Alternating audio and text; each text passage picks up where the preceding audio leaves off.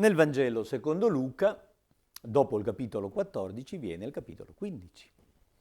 E nella 24esima domenica del tempo ordinario ci è proposto l'intero capitolo 15, testo molto famoso che contiene le 3 parabole della misericordia.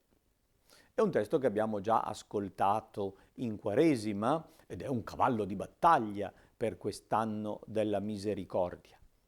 Sono 3 racconti abbastanza simili fra di loro, che hanno al centro una pecora perduta, una moneta perduta, un figlio perduto. E in tutte e 3 è dominante la gioia per il ritrovamento. La parabola della pecora perduta è conservata anche dall'Evangelista Matteo. Quella della moneta perduta è un'aggiunta di Luca, sembra un doppione al femminile. Infine quella dei 2 figli è una elaborazione lucana influenzata dall'insegnamento stesso di Paolo. Nei 2 figli è possibile vedere una situazione storico-salvifica dove il fratello maggiore è l'Israele fedele, il gruppo dei farisei, che rimane in casa a servire il Signore, mentre il figlio minore che scappa di casa e si mangia il patrimonio è figura dei lontani, dei pagani, degli altri popoli che hanno rifiutato il Signore. Luca inquadra il momento in cui Gesù racconta queste parabole come una occasione di pasto con i peccatori. I farisei lo rimproveravano perché accoglieva i peccatori e soprattutto mangiava con loro. Ecco perché in tutte e 3 le parabole è importante il momento finale della festa in cui è prevista una mensa insieme. Il pastore che ritrova la pecora invita gli amici per fare festa insieme. La donna invita le amiche per un momento di festa. Non si riesce a fare festa insieme senza mangiare qualcosa. E il padre che abbraccia il figlio, tornato a casa, organizza un grande banchetto a cui il fratello maggiore non vuole partecipare. Si è offeso a causa della misericordia che il padre ha dimostrato.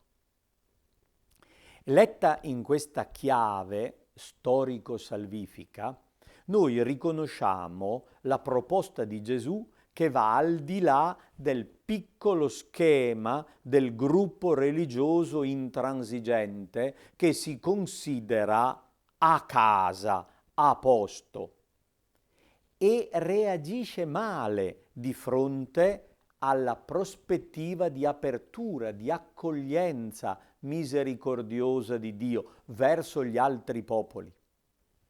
Il rischio è che noi, cristiani, reagiamo come i farisei. Anziché essere contenti perché ci riconosciamo nel figlio scappato di casa e per misericordia accolti, siamo convinti di essere quelli che hanno sempre osservato la legge, sono rimasti in casa e si lamentano perché non hanno mai avuto qualcosa per fare festa. Se notate, l'accento è posto sul mangiare. Nessuno dei 2 figli è un esempio. Il minore non torna a casa perché gli dispiace aver fatto soffrire il padre, ma perché ha fame, c'è carestia e non gli danno nemmeno le carrube dei porci. E allora, pensando che i servi a casa sua mangiano, pensa di tornare a casa per poter mangiare. trattami come uno dei tuoi servi, pensa di dire a suo padre, ma dammi da mangiare. E il fratello maggiore si lamenta con il padre perché non gli ha mai dato da mangiare un capretto con i suoi amici. Io ti servo da tanti anni, gli dice. Notate? I due figli usano il termine servo, non sono figli, sono servi. Hanno una mentalità servile, una mentalità religiosa fatta da schiavi, da dipendenti che danno una prestazione e si aspettano una paga. Manca quella dimensione affettiva, gratuita, del legame generoso del figlio con il padre. Ed è proprio questa la novità che annuncia Gesù. È il superamento di una religiosità idolatrica. Ecco perché come prima lettura ci è proposto un brano dell'Esodo in cui viene narrato l'episodio del vitello d'oro. È la prima azione compiuta da Israele dopo aver detto solennemente accettiamo l'alleanza con il Signore. Tutto quello che il Signore ha detto noi lo faremo. Mosè sale sul monte per ratificare il contratto, si trattiene a lungo e quando scende il popolo si è fatto un idolo, un toro di metallo prezioso. Il toro è il simbolo della potenza e della fecondità e l'oro chiaramente è la ricchezza. Mettendo insieme questi elementi si mostra l'idea di Dio che l'uomo istintivamente ha, Israele stesso, l'Israele che ha promesso fedeltà a Dio, adora un toro di metallo prezioso. È un'idea sbagliata di Dio, un Dio come forza, come potenza, come ricchezza, una forza da sfruttare e da usare. Questo è il peccato originale di Israele, questo è il peccato originale di ogni persona religiosa, l'idolatria.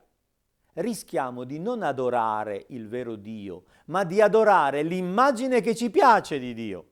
E ognuno di noi si è fatto un Dio a propria somiglianza e adora quello perché gli piace. Se poi le cose non vanno come piacciono a lui, si offende e brontola con il Signore.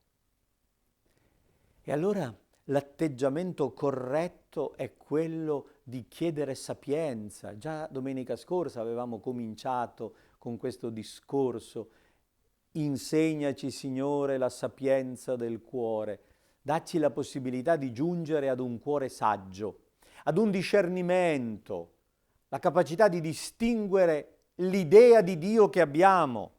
Ricordati di me, Signore, nel tuo amore. Con il Salmo 50, il miserere, facciamo nostre le preghiere del salmista, chiedendo il perdono delle nostre infedeltà. Siamo il fratello minore, siamo il fratello maggiore, siamo figli idolatri. Rendiamoci conto di non adorare il vero Dio, ma le idee di Dio che ci siamo fatti noi. E chiediamo perdono al Signore perché ci dia la capacità di conoscerlo come è veramente. Come seconda lettura iniziamo in questa domenica ad ascoltare la prima lettera che l'Apostolo Paolo scrisse a Timoteo, suo discepolo, lasciato a Efeso come responsabile della comunità. E l'Apostolo dà incarico di organizzare la comunità dopo la partenza di Paolo stesso e all'inizio racconta la propria esperienza e ci propone un altro testo splendido di misericordia in cui l'Apostolo Paolo dice mi è stata usata misericordia. Io per primo sono stato misericordiato, agivo senza saperlo, credevo di essere religioso e invece ero un imbecille, fissato nelle mie idee, ho addirittura perseguitato la Chiesa. Ero un bestemmiatore quando ero convinto di essere un fariseo molto osservante. Ero persecutore violento quando credevo di difendere gli interessi di Dio. Ero lontano dalla fede mentre ero fissato religiosamente. Ma la grazia del Signore ha sovrabbondato in me, mi ha usato misericordia. La misericordia di Dio lo ha trasformato. E l'apostolo che ha ottenuto misericordia diventa un esempio per poter dimostrare a tutti quanto il Signore possa fare con chi è disposto a seguirlo veramente. Chiediamogli questa trasformazione del cuore, che anche noi possiamo essere trasformati dalla misericordia di Dio. Con un neologismo possiamo essere misericordiati.